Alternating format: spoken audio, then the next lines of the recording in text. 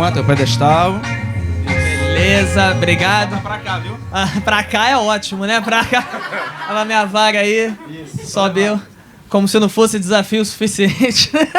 Sobe aqui, sem texto, sem piada, sem visão. Aqui, Caraca, jogaram o cego na fogueira. Desde a Idade Média que não rola uma parada dessa. Vamos lá. E aí, tem braille essa merda? Como é que faz agora? Não sei. Como é que é? Eu não sei mexer nessa porra não, gente. Tem que ver alguém que enxerga aqui pra me ajudar. Vocês vão botar cadeirante pra correr a São Silvestre também? Porra, é. Cara, me ajuda aí. Vamos lá. O primeiro tema é... Pressa! Cego não pode ter pressa, né? Porque é muito perigoso pra cego. É buraco pra caralho, é orelhão. A gente sempre se fode com pressa. Cego não pode ter essa coisa de que... E o cego também nunca sabe que tá com pressa. Porra, vai olhar no relógio. Meu Deus, tô em cima da hora. Não existe. Não existe essa merda. O cego ele vai andando. Uma hora ele chega. Foda-se, entendeu? Porra, é que nem o horário de verão. O cego sempre se atrasa, porque fica escuro mais cedo. Pra mim, o horário de verão é o ano inteiro, entendeu, brother? Não tem essa merda, foda-se. O cego vai andando, não sei o quê. Cego com pressa é um diabo, vai desviar de orelhão como? Não tem como desviar de orelhão. Porque a gente desvia de coisa que tem som, entendeu? Tipo, cachorro, velha, ambulância. Aí dá pra cego desviar. Agora, coisa que não tem som não, cara. Orelhão atrai cego. Eu já entrei em vários orelhão aí, cara. Porra, é foda, cara. Orelhão, poste, entendeu? É até bom quando eu dou uma porrada boa, que é a única possibilidade de eu ver estrela. Mas... é complicado, cara. Mas o mundo hoje tá muito apressado, né? As pessoas querem chegar logo mais rápido o tempo todo. E fica o tempo todo... Ai, meu Deus, tô em cima da hora. Ai, meu Deus, eu tenho que chegar rápido. Ai, meu Deus, pra onde é que eu vou? Que nem eu agora, eu não sei pra onde eu vou. Mas eu tô aqui batalhando, porque pressa, vamos mudar de tema. Foda-se, muda de tema. Qual é o próximo tema? Oração. Oração. Então vamos todos, vai... De repente eu volto a enxergar. Vamos lá.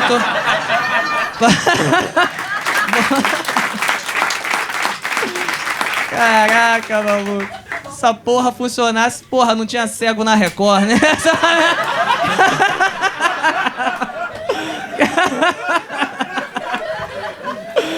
Caraca, oração, cara, oração. Oração é uma coisa que conversa muito com o tema da pressa, né? Que a pessoa fica, que oração, que oração, que oração. Porra! Caralho! Porra, é na hora, gente, é improviso. É assim mesmo. Próximo tema, vamos lá. Vamos lá. Ventrículo. Vem, caralho, um é cego, o outro é burro. Puta que...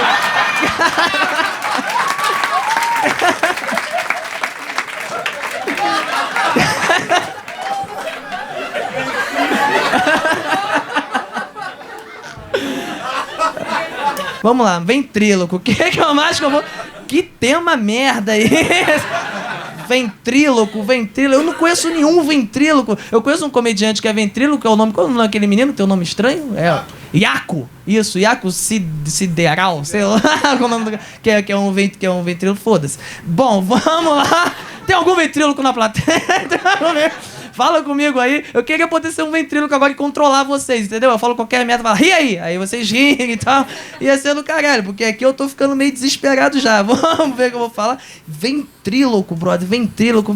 Bom, ventríloco é uma arte muito difícil, né? É uma coisa muito difícil de fazer, porque você tem que estar, mexendo com... Você tem que dar vida a algo que não existe, né? Isso é uma coisa muito difícil, assim, você tornar algo que não é possível, assim. Fizeram isso no Brasil quando acharam que o Bolsonaro ia fazer um bom governo. Mas, assim...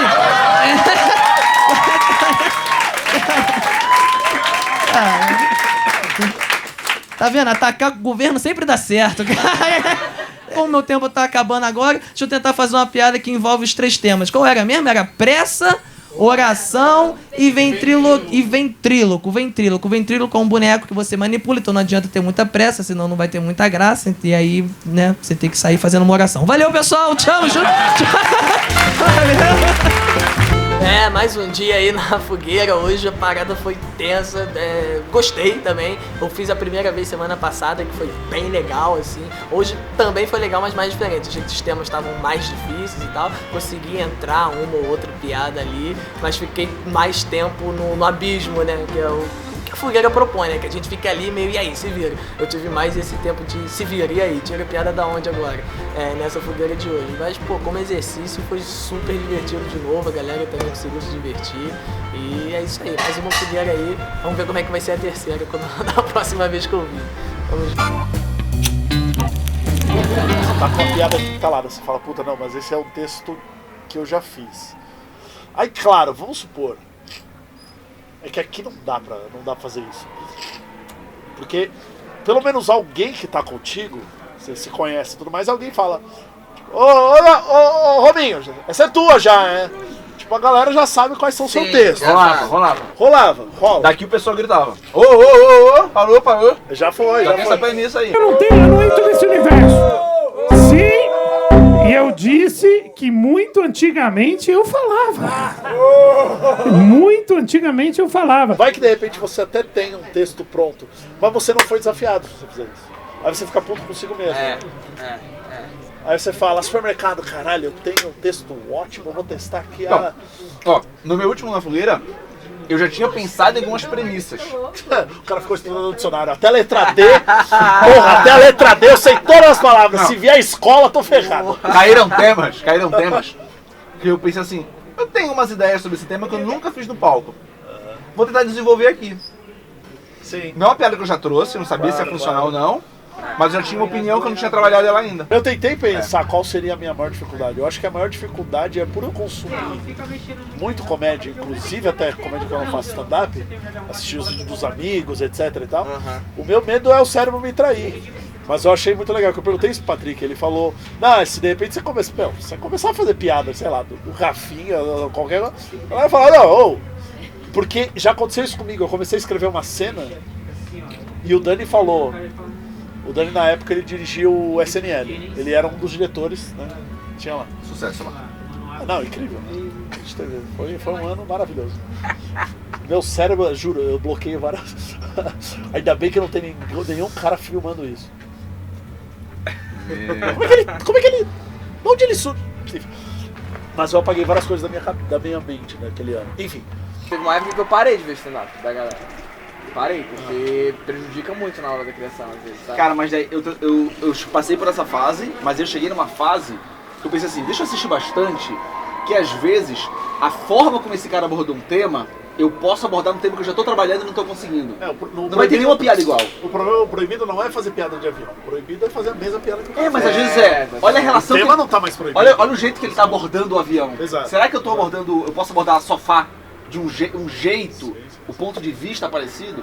E isso não é nenhuma forma capiar, mas é se inspirar de uma forma que aquilo está acontecendo. O cara fazendo o texto, o seu cérebro liga como se fosse uma conversa, tá tendo de bar com ele e vocês estão tendo um brainstorm juntos. Eu não usaria esses argumentos, não. Eu usaria esses aqui. Por que você não gosta de gato? Afinal, todas as pessoas começam. Isso, entendeu? Aí... Isso é uma influência ótima. Um jeito bom de tu absorver um outro conteúdo. Sim. Boa! Acho que tá chegando. Eu fui religioso por muito tempo da minha vida. E hoje eu encontrei a luz. E eu morria de medo do apocalipse. Eu quando eu li a Bíblia na escolinha dominical, quando chegava no apocalipse, eu tremia. Porque eu ficava com medo dos 4 cavaleiros do apocalipse. E aí, porque é praga... Alguém que me ajude aí. É praga, fome, doença e morte. Então. E eu morria de medo de todas essas coisas, assim. E até que um dia eu vi um episódio do X-Men que tinha um apocalipse. E os Cavaleiros do Apocalipse era ótimo, cara!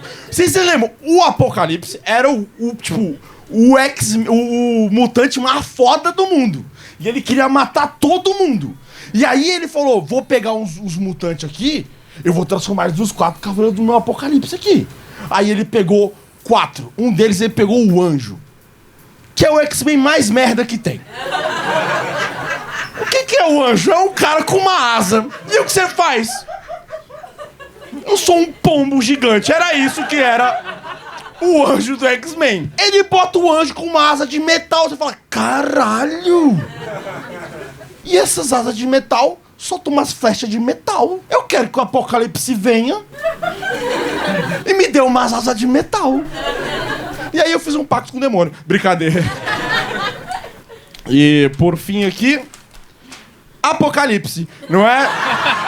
Gente, muito obrigado. Eu sou o Lucas Mal, valeu! Caraca, acabei de fazer Na Fogueira. Adorei, velho. Que experiência foda, velho. É como pular de paraquedas sem paraquedas e sem um avião, assim. E foi muito foda. Eu acho que eu dei muita sorte também, que vieram temas bem legais pra mim. Veio Apocalipse, veio... Qual foi o outro? Agora dá branco. Isso é legal. Quando você sai de uma parada de improviso assim, que é a parada que você não sabe o que vai fazer, você sai com a sensação de que tivesse saído de um vestibular, assim. Sua cabeça tá vazia, você quer só chegar em casa e dormir, ou então abrir uma cerveja, ou sei lá, mano. Mas é maravilhoso, é uma experiência incrível. Você mesmo. Se você nunca veio, venha, caralho! Porque você vai ver aqui um monte de humorista dando o máximo dos seus 2 neurônios pra poder fazer você rir na hora. E acho que é o momento onde você, público, chega o mais próximo da intimidade de um humorista, que é o processo criativo acontecendo ali no meio do palco. E é foda. Adorei. Gente, é a primeira vez que eu faço isso e eu estou com 38,5 de febre. Muito legal. Eu nunca fiz isso, aliás, alguém sabe... Vocês sabem a diferença de improviso para stand-up, né? Tá, então quem aqui tá muito familiarizado com stand-up? Tipo, já assistiu muito show de stand-up, sabe que eu não faço stand-up, eu faço improviso. Então eu queria entrar um pouco no ritmo do stand-up. Eu tava vindo pra cá, e vir pra cá é complicado. E uma coisa que eu não entendo é vir pra cá. Pau, cu, pau. Pronto. Fralda. Quem é que tá usando fralda? Eu. Eu adoraria ter fralda.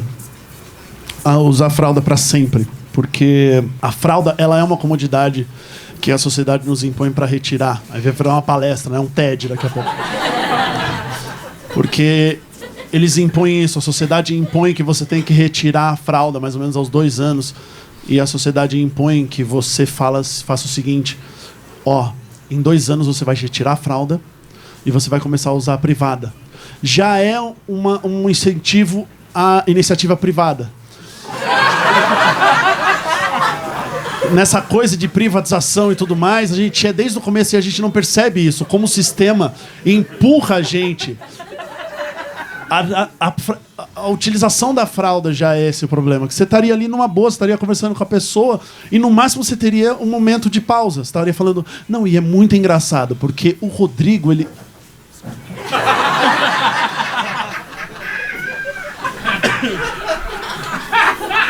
vai amanhã no churrasco.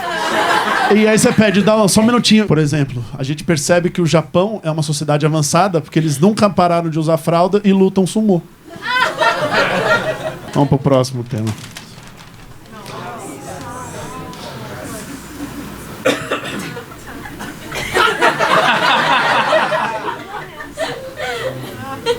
Ayahuasca. Pra quem não sabe o que é uma substância que você toma para se acalmar. Aí tá todo mundo olhando, falando, o Andy tomou. E é engraçado porque eu não usufruí ainda. Já usufruí de algumas drogas. Já usufruí... Olha só, tô inaugurando uma outra, agora stand-up.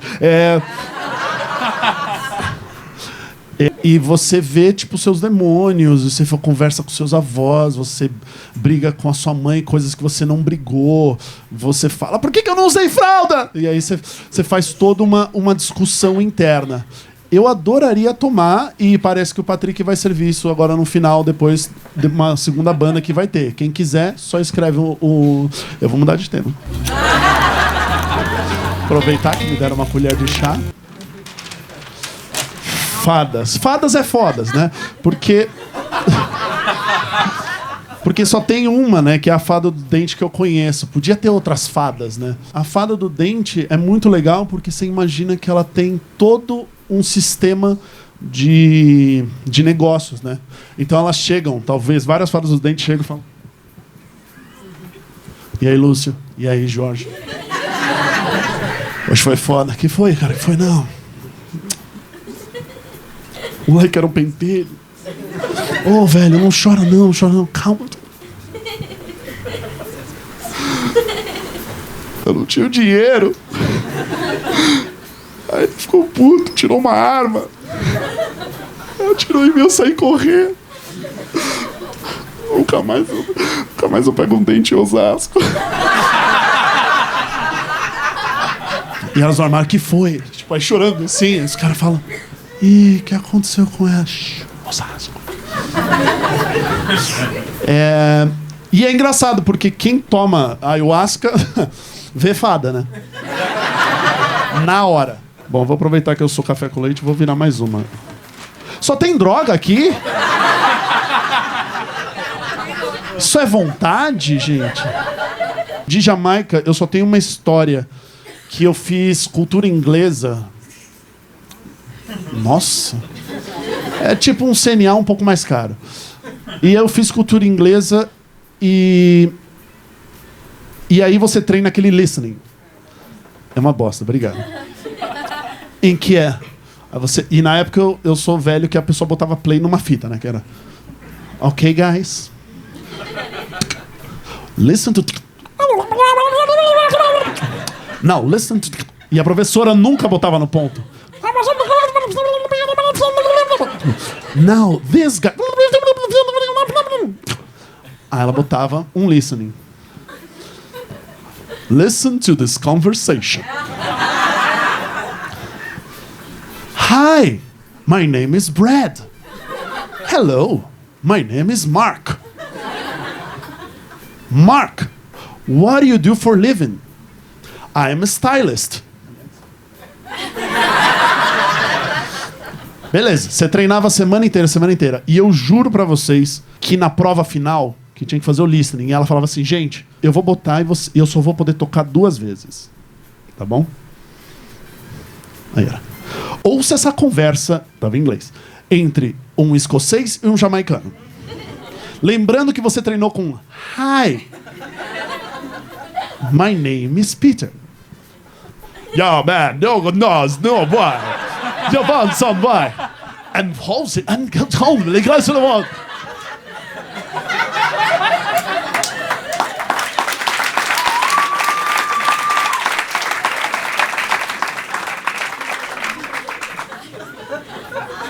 E a fita tá rolando. Eu falo, haha, you don't know, yeah. Oh, baby, I love you. Aí a professora fazia assim, ó. One more. Foi uma delícia fazer isso, é um nervosismo diferente pra quem tá acostumado a fazer improviso. Não tava querendo nem mandar bem ou mandar mal, simplesmente pela experiência. Aliás, eu falo isso pra todo mundo. Experimentem coisas novas. A ayahuasca tá aí pra provar isso. Sabe o que é engraçado? Foi muito bom. Mas eu já tô fazendo um autoconvite aqui que eu quero voltar quando eu tiver bem de saúde. Porque é muito engraçado. Eu tive a mesma sensação que eu tive num outro dia que eu fui improvisar lá no meu espetáculo. E eu tava também gripado. E sabe aquele clichê de filme em que o cara começa a estar no palco, fica... Uou, e ele vê as pessoas fazendo assim, ó. Antes do cara desmaiar, a diferença é que eu não desmaiei. Mas foi muito legal, é muito desafiador, é muito gostoso e é divertido. É um lugar que eu não estava acostumado a estar. De um exercício de humildade muito bom. Na improvisação a gente fala muito sobre isso, de você ser humilde, de saber que você não tem o controle da coisa, porque tem outros parceiros em cena, mas você tá sozinho no palco. Então você não tem... Quando você acha que você vai colocar um colchão tranquilo, você fala, não, essa vai entrar como piada, você não tem. Várias ali eu tive essa sensação de eu acho que isso vai ser uma questão boa. E não entrou. E isso é maravilhoso, porque você tira a rede de segurança do comediante e você admite a falha. E admitir a falha é um exercício muito bom de humildade, de você perceber que você falhou e você vai atrás de outra coisa. Então, você não se apega àquilo que já passou, você vai em busca de uma coisa melhor. Olha, poético.